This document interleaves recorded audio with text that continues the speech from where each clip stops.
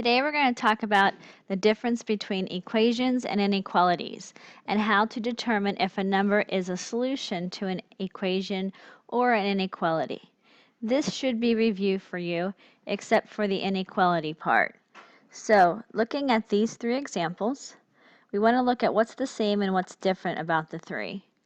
Well, if we notice, the same thing is we have x plus 3, x plus 3, and x plus 3. But what's different is that this one has an equals 13, and this one has a less than 13, and the first one has neither. So if we look here, if you just have 5x plus 3, we don't know what x is. Someone would have to tell us, and then we could plug it in. This is called an expression. When you are given an expression, somebody has to tell you what x is. So you evaluate an expression, and it will tell you when x equals something. So when x equals something. So if x equals 5, then the expression would be 5 times 5 plus 3, which is 18. But somebody has to tell you what that is. The next one has an equal sign. We call this an equation. And this is what you've been solving all year.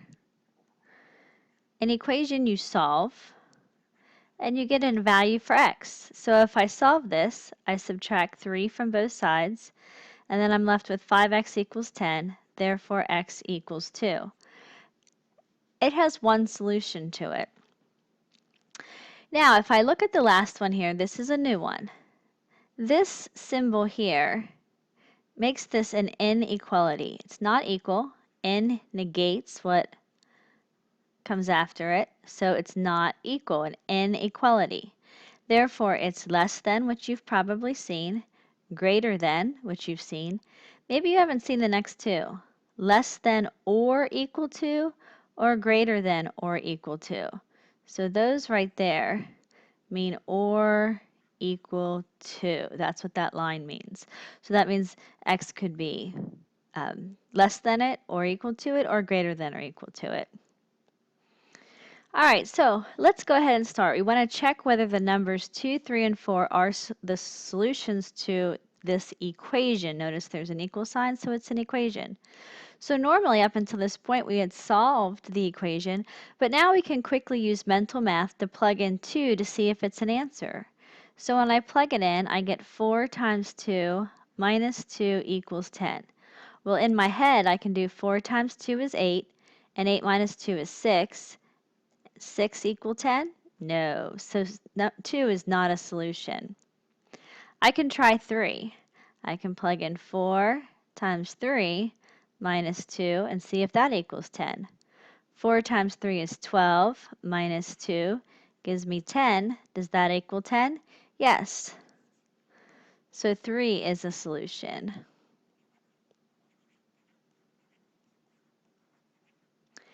And let's try 4. So 4 times 4 minus 2 equals 10. 4 times 4 is 8, minus 2 is 6. Does 6 equal 10? No, not so much. So the only answer is 3.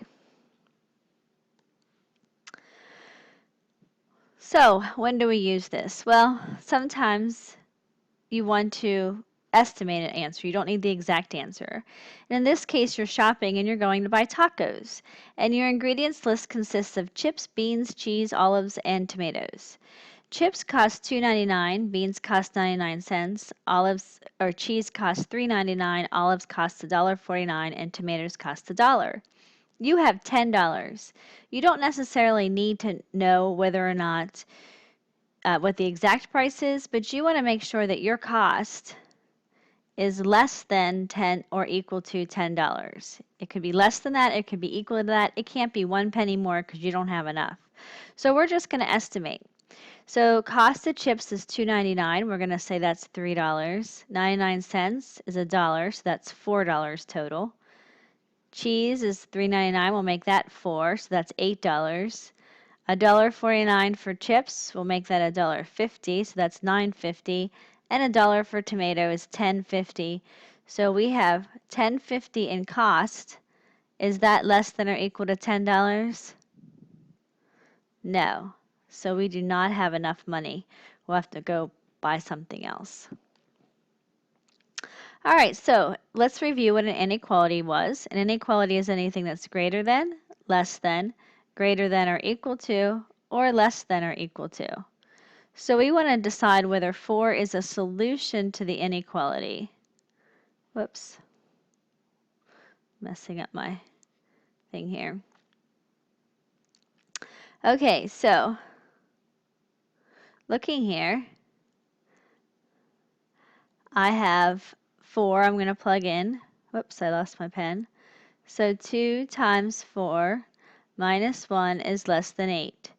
2 times 4 is 8 minus 1 is 7. Is 7 less than 8? Yes. So 4 is a solution to 2x minus 1 is less than 8. Let's look at the next one. X plus 4 is greater than 9. Let's plug 4 in. 4 plus 4 is greater than 9. That's 8. 8 is greater than 9? No. So it's not a solution to that inequality. And let's check the next one. 4 minus 3 is greater than or equal to 1. That's 1. Is 1 greater than or equal to 1? Well, it's not greater than, but it's definitely equal to. So that little line there saves us. And yes, it is a solution to that inequality. So it's a solution to the first one, the third one, but not the second one. Remember that an inequality can have multiple solutions. I can plug in other numbers that will also make 1 and 3 true. And I probably could find an answer that would make this one true if I did greater than 4.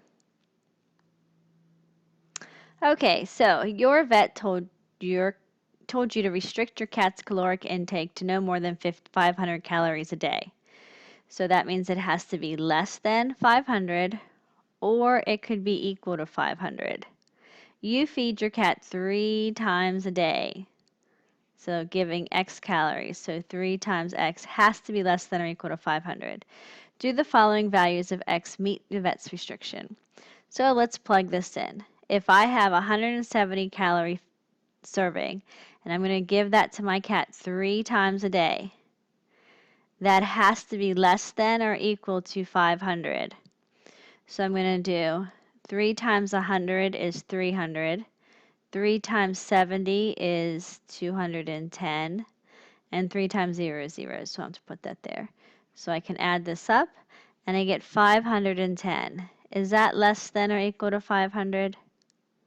No. So I can't use that. That will keep my kitty fat. So let's do the next one. We have 3 times 165. Well, it's less than 170, but is it less enough? So let's multiply those. So 3 times 100 is 300. 3 times 60 is 180. And 3 times 5 is 15. So I get 594. 495 calories. That is less than or equal to 500. So my kitty will lose weight. So yes, I can feed the 165 calorie food.